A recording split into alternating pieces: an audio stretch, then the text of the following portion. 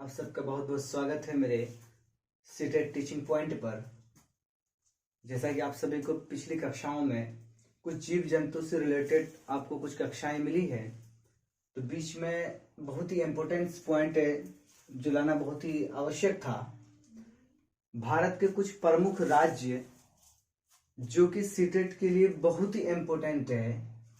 CTET हर वर्ष इन सब राज्यों से कुछ न कुछ प्रश्न अवश्य पूछती है।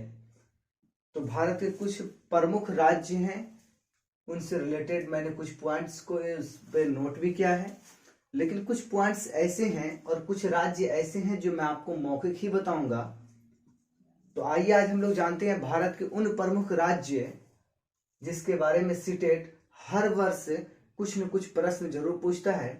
तो समय को न गवाते हुए मैं आप लोगों से एक और बात कहना चाहूंगा कि आप लोग इसे ज़्यादा से ज़्यादा शेयर कर दें ताकि आपके दोस्तों तक पहुंचे। तो आइए टाइम को न गवाते हुए डायरेक्ट क्लास स्टार्ट करते हैं। तो सबसे पहले मैं आपको बता दूं कि ये जितने भी पॉइंट्स आपके सामने हैं ये ईवीएस से रिलेटेड है, और ईवीएस से रिलेटेड होने के साथ साथ ये एनसीईआरटी पैटर्न है। याद रखिएगा, ये एनसीईआरटी है, ये किसी दूसरी बुक से आपको रिलेटेड नहीं है, ये आपके एनसीईआरटी से रिलेटेड है, जिससे कि सीटेट प्रश्न पूछती है। याद रखिएगा, सीटेट आपका जो भी प्रश्न पूछता है वो आपके एनसीईआरटी से रिलेटेड ही प्रश्न पूछता है। इसलिए आपके सामने जितने भी पॉइंट्स हैं, जो भी आपके राज्य से रिलेटेड पॉइंट्स हैं, वो सब एनसीईआरटी के अंदर से निचोड़ लिया गया है। जैसा कि आप देख भी पा रहे होंगे कि आपका कक्षा ही क्या है, एनसीईआरटी का निचोड़ है। तो आइए एक एक करके सभी पॉइंट्स को जानते हैं। सबसे पहले हम बात करते हैं इस राज्य को। आप देख के ही समझ रहे होंगे कि ये कौन सा राज्य है। ये हम लोग इसके कहते हैं लद्दाख। याद रखिएगा, ये क्या है, ये है लद्दाख। आज सबसे पहले हम लोग लद्दाख के बारे में जानते हैं कि लद्दाख क्या है। अभी आप सामने पर ये चित्र देख रहे होंगे, इसके बारे में हम लोग बाद में बात करेंगे। सबसे पहले इसके कुछ इंपोर्टेंट जो पॉइंट है इसको हम लोग जानते हैं। पत्थर के घर, ये पहला पॉइंट से याद रखिएगा कि आपके लद्दाख में पत्थर के घर बनाए जाते हैं। याद रखिएगा कि लद्दाख में पत्थर के घर बनाए जाते हैं। और इसमें आप इंपोर्टेंट से बात याद रखिएगा, वो जो घर बनाया जाता है वो एक खास किस्म का घर बनाया जाता है। ये घर 2 मंजिला होती है। याद रखिएगा, ये घर 2 मंजिलाएं होती है। याद रखिएगा, ये घर 2 मंजिलाएं होती है। पहली मंजिल क्या होती है, आपको याद रखना है कि पहली मंजिल में आपको ये लोग भेड़ बकरी अपने जो भी जीव जंतु है इसे रखते हैं, और दूसरी मंजिल में ये लोग खुद रहते हैं। याद रखिएगा, लद्दाख के रहने वाले जो लोग हैं ये 2 मंजिल के अक्सर घर बनाते हैं, वो भी पत्थर के घर और लकड़ियों से बना हुआ छत वाला घर। याद रखिएगा, अगर आपसे पूछ ले कि पत्थर के दीवार तथा लकड़ियों से बने छत किस राज्य में बनाए जाते हैं, तो आप याद रखिएगा कि वो लद्दाख है, जहां पर पत्थरों के घर और लकड़ियों से बने छत बनाए जाते हैं। और 2 मंजिला मकानें होती है। पहली वाली मंजिल में वो अपने जीव जंतु अर्थात भेड़ बकरी को रखते हैं, और दूसरे वाले पे वो खुद रहते हैं। लेकिन जाड़ा के मौसम में ये बिल्कुल उलट जाता है। गर्मी के मौसम में तो ये लोग ऊपर की ओर रहते हैं, लेकिन जाड़ा के मौसम में उसी मंजिल में आ जाते हैं जिसमें उसके भेड़ बकरी रहते हैं, उसी के साथ ये लोग मिलजुल कर रहते हैं। क्यों? क्योंकि वहां बहुत अधिक ठंडा होती है। ठंडा के समय वहां पर -40 डिग्री तापमान पहुंच जाता है। याद रखिएगा, -40 डिग्री में तापमान पहुंच जाता है। तो वहां पर आप याद रखिएगा कि लद्दाख में पत्थर के घर बनाए जाते हैं और उसकी छत जो है लकड़ी से बनी होती है। और अगर पूछ ले उसमें, तो याद रखिएगा बिल्कुल एक से लेके जितने भी पॉइंट्स आपके जो राज्य से बनने वाले उन सभी को इससे रिलेटेड बता रहा हूं कि वहां पर जो छत बनाए जाते हैं वो नीम और कीकड़ के लकड़ी से बनाए जाते हैं। याद रखिएगा, अब नीम और कीकड़ के लकड़ी का छत क्यों बनाया जाता है, वो इसलिए कि नीम और कीकड़ का जो पेड़ होता है, जो लकड़ी होता है, उनमें आपको आसानी से कीड़ा नहीं लग पाता है और वो ज्यादा दिन तक के लिए सुरक्षित रहता है। इसलिए वहां के जो लोग होते हैं अपने घरों में नीम और कीकड़ के लकड़ी का प्रयोग करते हैं। दूसरा चीज आपको बता दो, बहुत ही इंपॉर्टेंट है, आप याद रखिएगा, इस पर आप VVI लगाइएगा।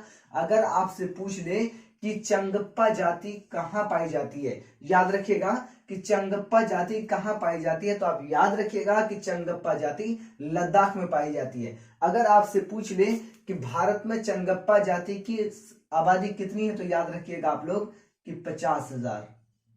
याद रखिएगा। अगर आपसे पूछ ले कि चंगप्पा जाति किस में रहते हैं, उसका निवास स्थल क्या होता है, तो याद रखिएगा कि चंगप्पा जाति जिसमें रहते हैं उसे वो तेम्बू कहते हैं या रेबो कहते हैं। याद रखिएगा, रेबो या तंबू में वो लोग रहते हैं, जिसे बताया जाता है कि 1000 वर्ष पुराना इसका डिजाइन है। किसका? इसके रेबो और तंबू का जो डिजाइन है 1000 वर्ष पुराना है। याद रखिएगा, बहुत ही इंपोर्टेंट पॉइंट है, जितने इधर साइड में लिखे हैं आप इसको याद रखिएगा कि रेबो और तंबू में रहते हैं चंगप्पा जाति, और इसका रेबो का जो डिजाइन है ये 1000 वर्ष पुराना है। याद रखिएगा। और जो दूसरा पॉइंट आपके सामने आ रहा है, एक है लेखा। याद रखिएगा, लेखा, लेखा किसे कहते हैं लद्दाख में, तो याद रखिएगा कि चंगप्पा जाति का जो व्यवसाय होता है वो होता है भेड़ पालना, और अपने भेड़ बकरियों को जिसमें वो रखते हैं, जिस तरीके से घोड़े को अस्तबल में रखी जाती है, इसी तरीके से जिसमें वो अपने भेड़ को रखते हैं उसे लेखा कहते हैं। याद रखिएगा कि जिसमें चंगप्पा जाति अपने द्वारा पाले गए भेड़ को रखते हैं उसे हम क्या कहते हैं, तो लेखा कहते हैं। अगला पॉइंट देखिएगा, अगला पॉइंट आपके सामने आ रहा है जूले जूले।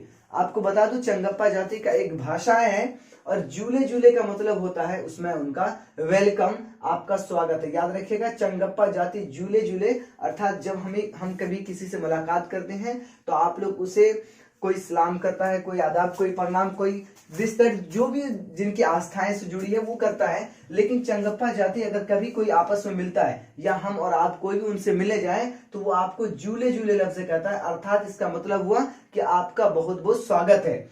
याद रखिएगा कि अगर आपसे पूछ ले कि लद्दाख में जूले जूले का मतलब क्या होता है, तो आप याद रखिएगा लद्दाख में जूले जूले का मतलब वेलकम या आपका स्वागत। याद रखिएगा। उसके बाद आपको बता दूं कि यहाँ पर ट्रॉली का प्रयोग किया जाता है। याद रखिएगा, अगर आपसे पूछ ले कि एक जगह से दूसरी जगह आने जाने के लिए लोग ट्रॉली का प्रयोग करते हैं और वो किस राज्य में करते हैं, तो याद रखिएगा कि लद्दाख में ट्रॉली का प्रयोग किया जाता है। इसे बच्चे भी बहुत आसानी से प्रयोग कर लेते हैं, क्योंकि वहां पर छोटी छोटी नहरें होती है, बच्चों को एक जगह से दूसरी जगह स्कूल वगैरह आना जाना। आपको बता दूं किस प्रकार का होता है, इसमें एक लोहे का तार लगा होता है और इसमें एक लटकता हुआ एक बॉक्स होता है, जिस तार के माध्यम से ये बॉक्स लटकता है, जिसे आम जबान में उड़न खटोला भी कहा जाता है। याद रखिएगा, इस पर बच्चे लटक कर या बैठकर आसानी से उसे पार करके स्कूल जा सकते हैं, या कोई व्यक्ति अपनी आवश्यकता को पूरा करने के लिए एक जगह से दूसरी जगह जाता है। याद रखिएगा, ये जितने भी पॉइंट्स अभी आपको बताए गए ये लद्दाख से रिलेटेड है और हर वर्ष इनसे प्रश्न पूछे जाते हैं, इसलिए आप इसे बहुत ही इंपोर्टेंट समझ के याद रखिएगा। आइए इसके बाद हम कुछ जानते हैं। सबसे पहले आपको बता दूं कि लद्दाख के बारे में, कि लद्दाख है ना, लद्दाख को आप याद रखिएगा इसे ठंडा रेगिस्तान भी कहा जाता है। याद रखिएगा, लद्दाख को मैं यहाँ पे लिख दूं, इसे ठंडा रेगिस्तान भी कहा जाता है। याद रखिएगा, इसे ठंडा रेगिस्तान भी कहा जाता है। याद रखिएगा, बहुत ही इंपोर्टेंट पॉइंट। अगर आपसे पूछ ले कि भारत का कौन ऐसा राज्य है जिसे ठंडा रेगिस्तान कहा जाता है, तो याद रखिएगा कि लद्दाख एक ऐसा राज्य है जिसे ठंडा रेगिस्तान भी कहा जाता है। आइए इसके बाद हम लोग दूसरा जानते हैं। अभी आप मेरे सामने देख रहे होंगे, आप मानचित्र को देखकर पता लगा सकते हैं कि ये कौन सा, भारत का कौन सा राज्य हो सकता है। और इसके सामने आपको तो पहचान के लिए आपके सामने एक लगा हुआ है, तो आप इससे बखूबी जान सकते हैं ये भारत का है राजस्थान। याद रखिएगा, ये भारत का एक राज्य है जो राजस्थान। बहुत ही इंपॉर्टेंट पॉइंट है, खास के आपको बता दूं कि राजस्थान, लद्दाख, जम्मू, असम, ये तो सीटेट का बहुत ही इंपॉर्टेंट टॉपिक है। इससे हर वर्ष सीटेट कुछ न कुछ प्रश्न अवश्य पूछता है, इसलिए इसका संपूर्ण ज्ञान होना आपको बहुत ही आवश्यक है। तो आइए हम लोग जानते हैं राजस्थान के बारे में, कि राजस्थान की विशेषताओं में सबसे पहले मैं आपको बता दूं कि राजस्थान में मिट्टी के घर बनाए जाते हैं। याद रखिएगा, राजस्थान में मिट्टी के घर जो आप देख रहे हैं, इनके घर जो होते हैं ये लकड़ी और झाड़ से बने हुए होते हैं, लकड़ी और झाड़ से बने हुए होते हैं। और दूसरा चीज, इनके जो घर होते हैं ना, इनके घर की जो दीवारें होती है ये मिट्टी से बनी होती है, और ये मिट्टी से बनी होती है 5 से 10 फीट मोटी होती है इसकी दीवारें। अब आप याद रखिएगा कि वहां के लोग, अभी हमारा भारत इतना डेवलप कर चुका है लेकिन फिर भी वहां के लोग आज भी मिट्टी के घरों में क्यों रहते हैं और उनके घरों का छत जो होता है वो लकड़ियों और झाड़ियों से क्यों बना होता है। तो आप याद रखिएगा कि वहां के लोगों का छत और दीवारें मिट्टी से इसलिए बनी होती है क्योंकि हमारा राजस्थान जो है ये रेगिस्तानी क्षेत्र है। हमारा राजस्थान क्या है, रेगिस्तानी क्षेत्र है। वहां पर अत्यधिक गर्मी पड़ती है। लोग गर्मी से बचने के लिए, ठंडक के लिए वो मिट्टी की मोटी मोटी दीवार वाले घर बनाते हैं तथा लकड़ी और झाड़ी से अपनी छत बनाते हैं, क्योंकि उस पर जब कुछ झाड़ियां रख दी जाती है तो सूर्य का प्रकाश छत पे आसानी से नहीं पहुंच सकता, जिसकी वजह से छत ज्यादा हिट नहीं होता और उसे गर्मी कम पहुंचती है। जैसे मिट्टी की दीवार की विशेषताओं में से एक आपको बता दूं, जैसे आप इग्लू के बारे में जानते हैं, न तो अंदर की गर्मी बाहर आती है न बाहर का ठंडा अंदर जाता है। इसी प्रकार मिट्टी में आपको बता दूं, न तो इसके अंदर की ठंडक बाहर आ पाती है और न इसके बाहर की गर्मी अंदर प्रवेश कर पाती है। इसलिए आपको बता दूं कि मिट्टी वाले जो घर होते हैं ना, मिट्टी वाले घर वो ठंडे होते हैं, इसलिए रेगिस्तानी क्षेत्र में मिट्टी वाले घर बनाए जाते हैं। उम्मीद है कि आप लोगों को समझ में आ गया। आइए तो अगला पॉइंट देखते हैं। कहता है कि प्रमुख पेड़, very very important point, CTET के पॉइंट ऑफ व्यू से आप याद रखिएगा कि आपके अगर पूछ ले कि भारत का कौन ऐसा राज्य है जहां पर खेजड़ी का पेड़ पाया जाता है, याद रखिएगा तो आपका रेगिस्तानी पेड़ भी कहा जाता है। इसे रेगिस्तानी पेड़ भी कहा जाता है खेजड़ी को। और हमारा राजस्थान क्या है, रेगिस्तानी क्षेत्र है। इसलिए अगर आपसे पूछ ले कि प्रमुख पेड़, राजस्थान का प्रमुख पेड़ क्या है, तो याद रखिएगा खेजड़ी। मैं इनकी विशेषता आपको और भी बताऊंगा कि प्रमुख नृत्य अर्थात डांस, अगर मैंने आपको पिछली कक्षा में नृत्य के बारे में बताया था तो याद रखिएगा कि राजस्थान का प्रमुख नृत्य है घूमर। अगर आपसे पूछ ले कि राजस्थान का प्रमुख कपड़ा क्या है, तो याद रखिएगा कि प्रमुख कपड़ा है इसका फ्रिल। अब याद रखिएगा कि फ्रिल कौन पहनती है, तो याद रखिएगा कि फ्रिल महिलाएं पहनती है। याद रखिएगा फ्रिल महिलाएं पहनती है। अगर आपसे पूछ ले कि राजस्थान का पुरुषों का प्रमुख कपड़ा क्या है, तो याद रखिएगा कि राजस्थान के पुरुषों का प्रमुख कपड़ा है धोती और कुर्ता। याद रखिएगा। और दूसरा पॉइंट है आपके सामने, अगर आपसे पूछ ले कि राजस्थान का प्रमुख भोजन क्या है, राजस्थान का प्रमुख भोजन क्या है, तो आप याद रखिएगा कि राजस्थान का प्रमुख भोजन है दाल बाटी चूरमा। याद रखिएगा आप, बहुत ही इंपोर्टेंट से है। पिछले बार के सीटेट में पूछ लिया गया था कि राजस्थान का, आपको सभी शिफ्ट का जो क्वेश्चन है आपको पता नहीं होगा, शायद हो सकता है, लेकिन पिछले बार जो आपका सीटेट ऑनलाइन हुआ था उनमें जो कई शिफ्ट हुए थे उनमें से एक शिफ्ट में ये क्वेश्चन था कि आप ये बताइए कि खेजड़ी पेड़ कहां पर पाया जाता है। याद रखिएगा, तो ये भी बहुत इंपॉर्टेंट है इस बार के लिए। याद रखिएगा, अगर आपसे पूछ ले राजस्थान का प्रमुख भोजन क्या है, तो याद रखिएगा दाल बाटी चूरमा, जो कि आपका इसका एक बहुत फेमस कहावत है कि दाल बाटी चूरमा और राजस्थानी सुरमा। तो याद रखिएगा कि दाल बाटी जो चूरमा है ये राजस्थान का फेमस भोजन है। याद रखिएगा।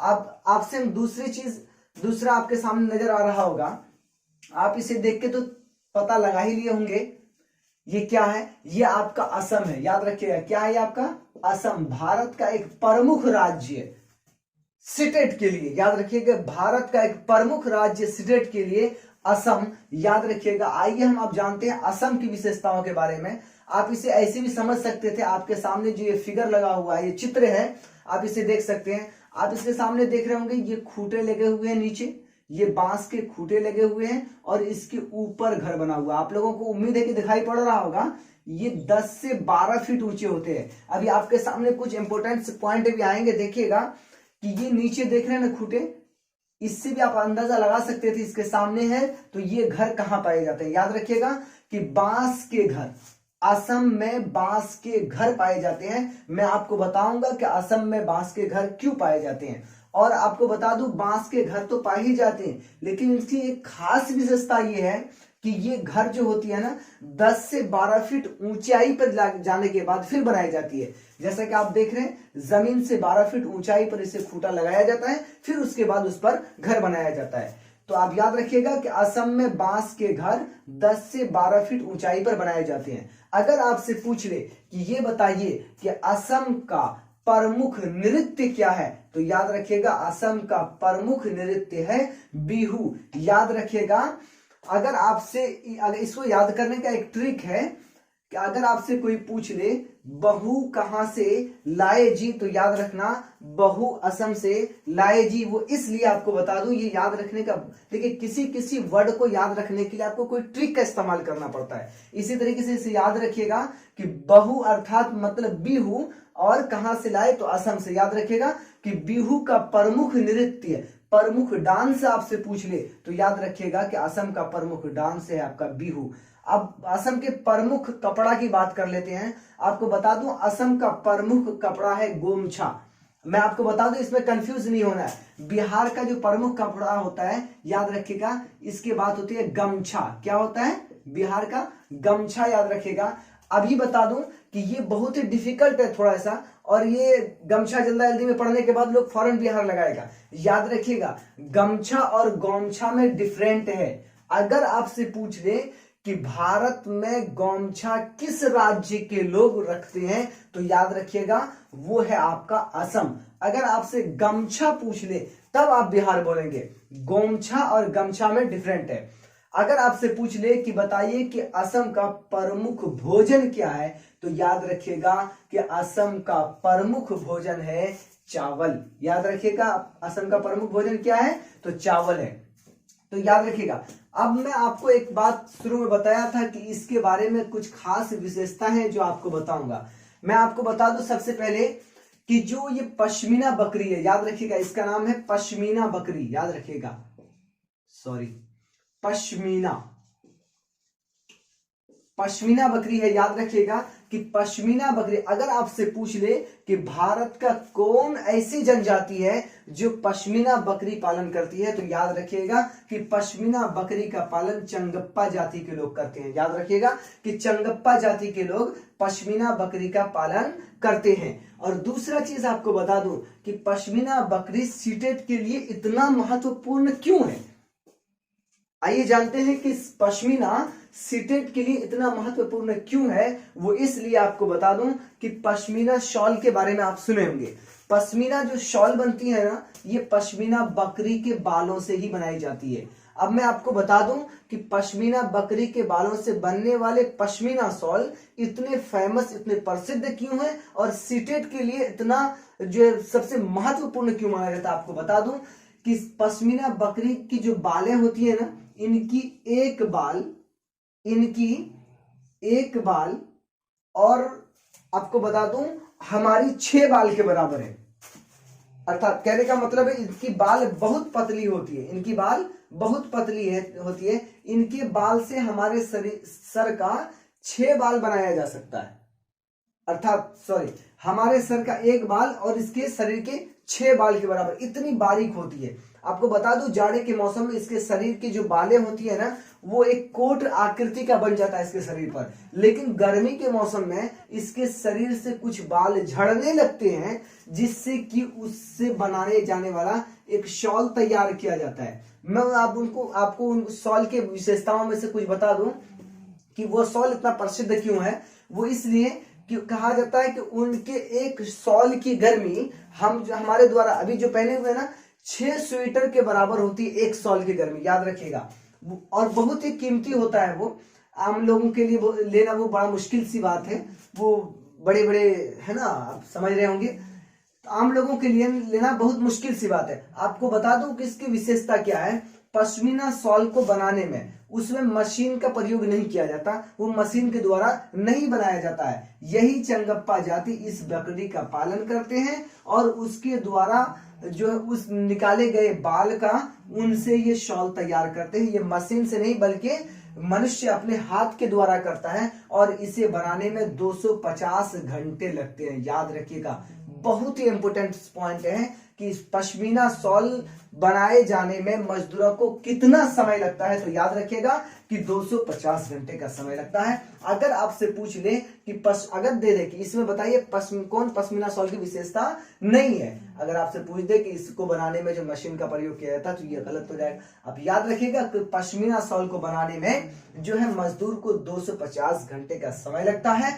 और आप याद रखिएगा कि पश्मीना शॉल की जो गर्मी होती है 6 स्वेटर के बराबर होती है। और आपको बता दूं कि ये पश्मीना बकरी है ना, पश्मीना बकरी 5000, कितना, यहां देखिएगा कि पश्मीना बकरी 5000 मीटर ऊंचे 5000 मीटर ऊंचे पर्वत पर भी रह सकती है। इसके अंदर इतनी कैपेसिटी है कि वहां के इतने -डिग्री के जो तापमान होते हैं उनमें भी ये रह सकती है। आपको बता दूं ऐसा इसलिए क्योंकि इसके शरीर पर जो बालें होती है, आपको पता है कि जब इसके शरीर के द्वारा बनाए गए बाल से एक शॉल में 6 स्वेटर के बराबर गर्मी होती है, तो पूरे शरीर पे इसके वही बाल है, तो इसे क्या कितने गर्मी लगती होगी। तो इतने 5000 मीटर ऊंचे पर्वत पर भी ये आसानी से रह सकती है।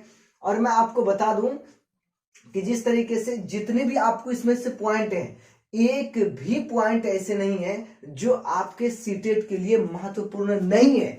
इनमें जितने भी आपको पॉइंट्स लिखे गए हैं, पॉइंट्स और भी थे, लेकिन आपके सीटेट के लिए जो इंपॉर्टेंट था मैंने उसी को इसमें नोट किया है और उसी को आपको मौखिक बताने का भी प्रयास किया है। और जो भी आपको बता दूं कि भारत के कुछ और ऐसे राज्य हैं जिनको जानना बहुत ही जरूरी है, उन सब राज्य से भी सीटेट हर वर्ष प्रश्न पूछती है। तो इस अगले क्लास में आप लोगों को जो भी बचे हुए भारत के प्रमुख राज्य हैं जिनसे सीटेट प्रश्न पूछती है, अगले वीडियो में आपसे जरूर उस पर बातें की जाएगी। उम्मीद है कि आज की कक्षा आप लोगों को अच्छी लगी होगी, तो आप लोग इसे लाइक करें, शेयर करें, ताकि आप लोगों को और भी ज्यादा बहुत मेहनत के बाद ये क्लास तैयार की जाती है, और भी मेहनत करके आपको अच्छे तरीके से क्लास दिया जा सके। तो चलिए, तो फिर मिलते हैं नेक्स्ट वीडियो में। जब तक के लिए गुड बाय।